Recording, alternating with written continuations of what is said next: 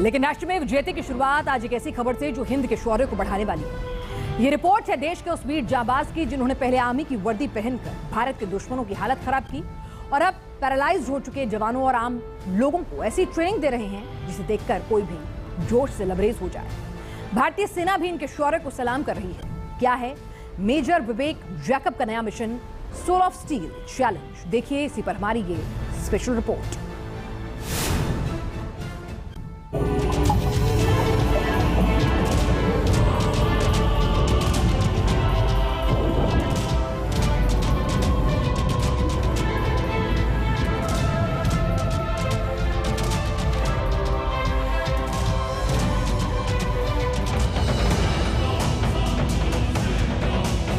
जिस सियाचिन ग्लेशियर का नाम सुनकर ही लोगों की कपकपी छूट जाती है, उन बर्फीली वादियों में तिरंगा लहरा चुके हैं वीर जवान।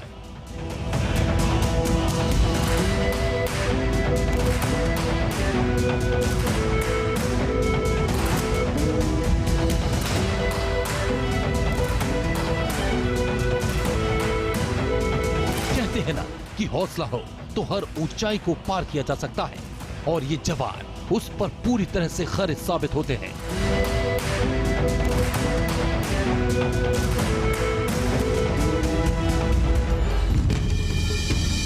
ये भारतीय सेना के उन दिग्गजों की टोली है जिनके पैरों ने भले ही उनका साथ छोड़ दिया हो, लेकिन इसके बावजूद ये किसी फौलाद से कम नहीं है और इनके जोश और जज्बे के आगे कोई भी नहीं टिक पाता।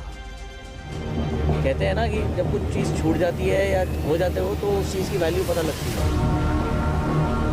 ये कॉन्सेप्ट है, इस कॉन्सेप्ट का बेसिस इज फ्रीडम।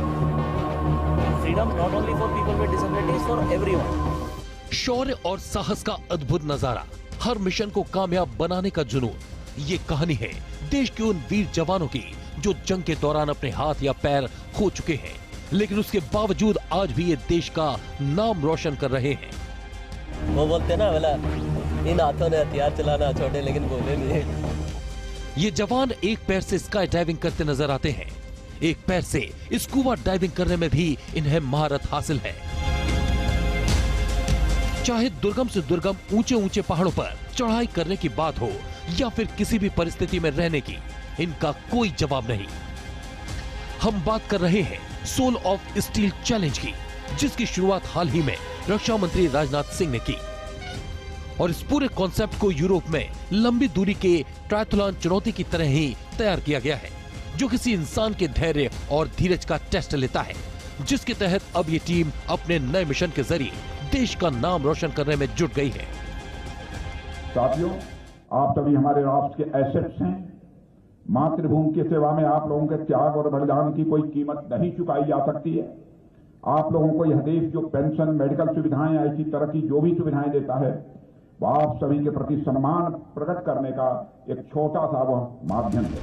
करीब 3 महीने तक चलने वाले सोल ऑफ स्टील चैलेंज में भारत की 12 सदस्यीय टीम हिस्सा लेगी, जिसका 6 इंटरनेशनल टीमों से मुकाबला होगा।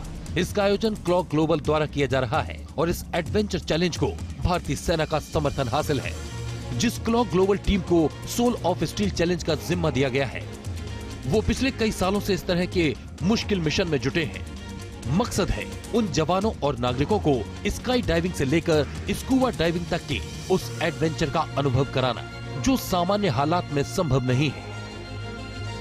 ऐसे लोगों के लिए मेजर विवेक जैकब मसीहा बनकर सामने आते हैं और उन्हें इस तरह से तैयार कर देते हैं कि देखकर लगता ही नहीं कि सामने वाला शख्स पैरालाइज्ड है या फिर दिव्यांग। एक स्पेशल फोर्स ऑपरेटर की तरह ही पहाड़ों पर चढ़ता है, पानी में कूदता है। Travel across the country, we will train as many people with disabilities that we meet across India, and we will train them in scuba diving. So that's how we started out. And Chandigarh, Delhi, NCR, Bombay, Lakshadweep, like that, we traveled across the country. And in this journey, actually, there was a lot of learning.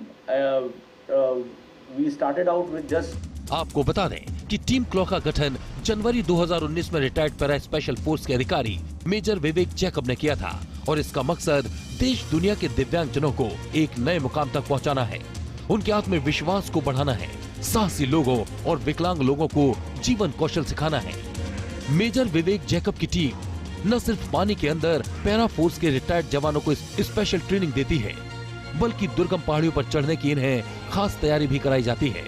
और training के बाद ये जवान नई नई ऊंचाइयां छूते नजर आते हैं। साल 2021 में क्लॉक ग्लोबल की 9 दिव्यांगजनों की टीम ने तो सियाचिन की सबसे ऊंची चोटी को भी पार कर लिया था, जिसके बाद पीएम मोदी ने मन की बात के जरिए इन जवानों के जोश जज्बे को सलाम किया था। सियाचिन के इस दुर्गम इलाके में 8 दिव्यांग जनों की टीम ने जो कमाल कर दिखाया है, वो हर देशवासी के लिए गर्व की बात है।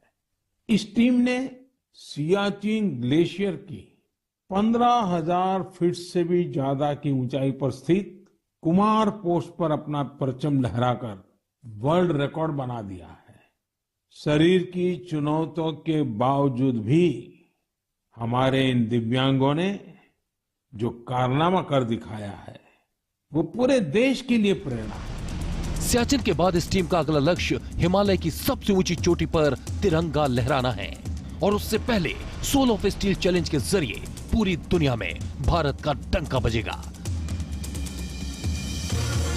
तो आप भी तैयार हो जाइए इस नए एडवेंचर को देखने के लिए, क्योंकि ऐसा जोश और जज्बा कहीं और देखने को नहीं मिलेगा।